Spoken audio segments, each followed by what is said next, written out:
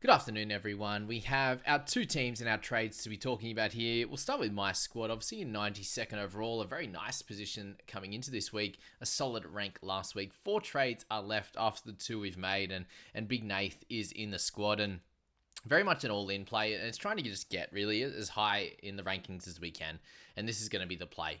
Cleary could come out and absolutely smash it. So that would be the general hope here, is that as captain he can come out against the Dogs and go nuclear anywhere between 80 and 100. I'd be very, very happy with. And what we do notice with Nico against some of the slightly harder teams that they come up against is he seems to sit in somewhere between that 60 and 70 range. So if Cleary can go 80 to 100 there, then we make up a few on the Nico Hines captainers. So he still stays in the squad. He just moves to the interchange bench, given he plays that last game of the round.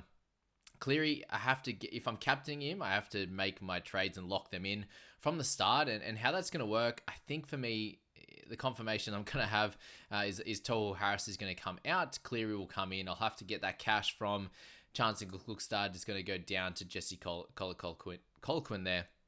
And he's going to sit in the emergencies, and hopefully he can kind of cement his spot in this team. As some guy that can, even if he plays 30 off the bench, and Wade Graham plays some decent minutes on that edge when he comes back in, then that'll be fine. If we can get a 20 score out of him weekly, and he's like the complete backup, and if we have to play him in one round near the end or something like that happens, I think that we're going to be fine. So what this all-in play does is it sets me up with the best team that I could possibly get right now, having Cleary back in. I would like to have Ruben Garrick, and I was actually playing around a little bit with making 3 trades, and that would be probably like a Mitch Moses to Cleary. It was looking like.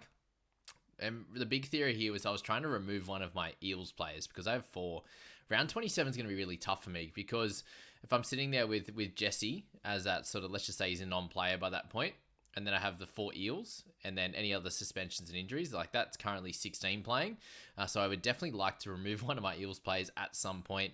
And that week, what I was looking at was Moses to Cleary, Chance would have went to Ruben Garrick, and then Val goes to the cheapest player possible, and I'm about 25 short from that. And that would have meant that I had, in my opinion, a couple of the best centers in Joey Manu, and also Ruben Garrick, popping him in that position to then have Ponga, Drinkwater, Teddy down below with Buller as my looper this week. But that wasn't to be, so we're going to stick with the 2 trades and leave 4 in the bank for hopefully over the next bunch of weeks. If someone gets injured, if someone gets suspended, let's just hope it is an Eels player, because that's my main issue.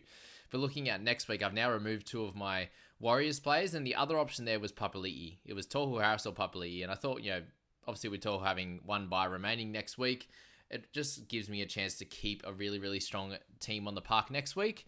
And hopefully Isaiah Papali'i has some really dominant performances going on from here.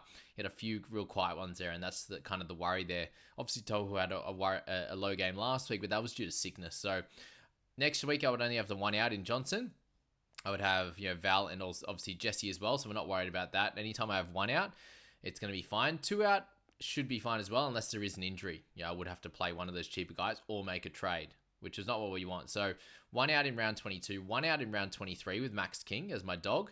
In round 24, who do we have out then? Cowboys in 24 have Drinkwater. So just the 1 there again. Round 25, we had the Broncos, which I don't have any. Round 26, we have the South, and I now have removed actually all of my South players out of my team. And then the last round is when I'm going to have my issues. So pending injuries and suspensions, I think I'm pretty well going to be set with this squad going forward. And if I can just have, those, let's say 3 trades to cover, and then one of those being to remove one of my Eels players or one of the guys that are suspended or injured or whatever happens in that last round or the last couple of rounds, I can use that last trade for that. As I said, it's very much an all-in strategy, trying to go for broke here and trying to get myself into the top 50. And, is that a strategy that everyone should employ? Probably not. There's definitely some risk involved given the amount of trades that I have remaining. And, trading out Tohu, I'm not really happy with it, because I think he's going to be anywhere between a 50 and a 60 point scorer going into the rest of the season, the 6 rounds that he's going to play with the 1 bye. So, yeah, happy with how it's going to look this week. Obviously, I'm going to be looping Buller tonight. And if he scores really well, if he gets a sort of 45 plus, I think is going to have to be the kind of level here, because King should be able to score a 45 fairly comfortably. You got Brendan Hands with a 57 last week, so likely that King would drop out. I could move out one of my wing fullbacks, so likely I wouldn't do Ponga. Likely I wouldn't do Drinkwater. It would probably be Teddy, to be honest with you. That would move out from this side. I can't move out Penasini as my weakest player at the moment. So, yeah, I think Buller needs to score pretty well tonight. I think he can. He definitely can. Get a 69 last week. Maybe a 50 or something I'd be really happy with. Anything around there would be able to loop him and get one of King out. Or Teddy, as we said there. So, yeah, that's where the team's at the moment. Let me know your thoughts on it. Let me know where you're at with your squad. Pretty cool to have Nico Hines and Dave Fafita in on the interchange. So, guys, just remember to set up your team like this. So, the guys that play tonight, I'm looping Buller. That's why he's on the bench in the emergency. But Isaiah Papali'i and Johnny Bateman, they are going to be in your starting side. They should be in your starting side, and having Fafita, even though he's the best player of the bunch, on your interchange should be the way to go in this one, because these guys play first and you want to allow flexibility on your interchange if things happen. The only issue here is having a captain in the second last game. Hopefully he'll be back by then. He better be, or I'll be very, very upset. But Jack DeBellin or Bateman or Papali'i, them being the vice captain, is essential because they play in this first game tonight. So get that vice out of the way for a guy that you think's going to score really well. DeBellin's going to be a pretty safe 55 to 65. So lock him into that position. I've got Grant now sitting with Moses, Hines, and Fafita on the bench. It's just pretty ridiculous. And being able to loop this week, that's the other kind of thing you need to think of. And I could have just gone Cam Murray instead of Cleary and had a really, really dominant mid and edge. But the upside that Cleary has is what we're looking at here. And Murray had obviously his issues through the year, so there's he could come out and average 60 pretty comfortably, but he could also have some 40s in him as well, which he did through the middle part, even before Origin. We can't blame Origin for his struggles in that time. And does he get back to huge minutes? That's going to be the question there. So that's my side. Let me know your thoughts on that. And the other thing there, if we do have a 1 week injury, Val is probably there at an awkward price of 433. So I have the 17k. I can get anyone up to 450. At this point. And this week it's Karaz, but other weeks it could be someone that's going to hit me like a 30 or something like that comfortably.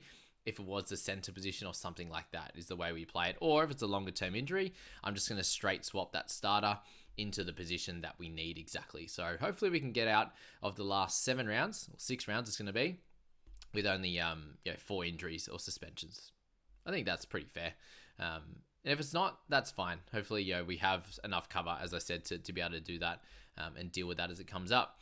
People squad, let's talk about them a little bit. So 2 trades for them. Domain Asako comes out. We had 4 Dolphins in our squad. So Asako comes out, and actually Karaz comes in just because we had about 507k.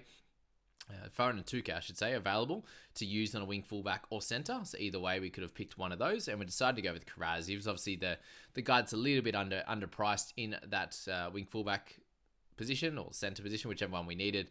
Obviously, against Panthers this week is not super ideal, but I think it's going to be okay. Cam Murray comes in. We just didn't have enough cash to get to Cleary, so Murray comes into the middle and is going to serve us really, really well. If you're looking at the bench as well, it's Moses, Hopgood, Preston, and Harris is super strong. Having Fafita is great, so he's in that starting side because we don't have a second Tigers player there, which is cool. So having Payne Haas on the side and Murray is a really, really formidable mid section there. Centers, we got Garrick and Manu, which is awesome. Just a little bit short here on wing fullback with Karaz, but having the 3 guys out means we can loop Sandon Smith, which is cool, but unlikely we will be taking his score, given that he's going to need to score probably a 50 plus for us to go, yep, cool, we're likely to take that above anyone else in this squad. So there you go, guys. That's the people squad there. 4 trades remaining just outside the top 1,000, and I definitely think after this week we could get in there with a really solid total. Obviously, if the great man Cleary scores like a 65 or something like that, I think a team fading Cleary could make some ranks there for sure. And if Hines comes out and gets like an 80 as captain, that's an extra 15 or so points. So that would be the way. And the only thing I'd suggest here is just the vice captaincy being off Fafita, given Hines is in the last game. And I would personally be moving it to DeBellin. So I think I'm just going to do that. Sorry if anyone gets annoyed, but that is the best decision given he plays in his first game. And then, we have no idea what's going to happen with Fafita. He could have some issues with back soreness or something like that. And because he plays later in the week, that's a worry that we definitely do not want to expose ourselves to when you're looking at the schedule that they come up come across there. They've got the Saturday 3 p.m. game, so still fairly early, but that's a couple of days away, and who knows what could happen in that time, guys. So make sure that with your vice captain, you do get on someone that plays early. If it is someone that's in the Warriors game, the first game on a Friday, then that's fine. For example, if you want to do that on Johnson or something like that. But I would suggest to have it on someone that plays in that first game that's very consistent, very comfortable, that if you did have an issue with your captain, that DeBellin can come out and hit that 50 odd to 60 that you really want in your side. So they're the trades for the two teams this week, guys. Let me know your trades in the comments, and I wish you all the best of luck heading into round 21.